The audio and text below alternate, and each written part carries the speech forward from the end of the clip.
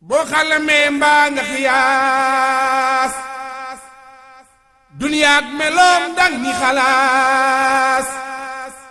inna lillahi wa inna ilayhi raji'un. ñu leen di yëgal génnoog àdduna maam Cheikh Mbaye ibnu Serigne Sam Mbaye nekkoon xalifa Serigne Sam Mbaye moo fi bàyyeekoo léegi ci guddi gi.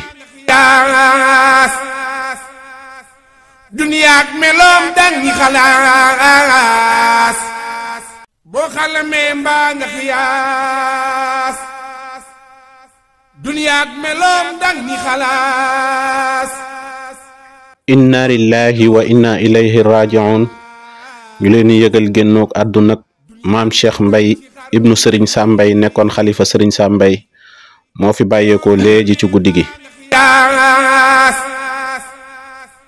duniyaak meloom dang ni xalaas boo xalamee mbaa nga xiyaas duniyaak meloom dang ni xalaas.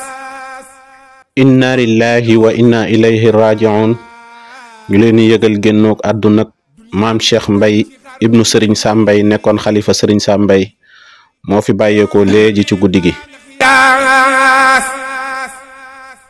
duniyaak meloom dang ni xalaas boo xalamee mbaa nga xiyaas duniyaak meloom dang ni xalaas.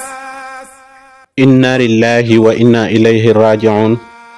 ñu leen di yëgal génnoog àdduna maam Cheikh Mbaye ibnu Serigne Sam Mbaye nekkoon xalifa Serigne Sam Mbaye moo fi bàyyeekoo léegi ci guddi gi. duniyaak meloom dang ni xalaas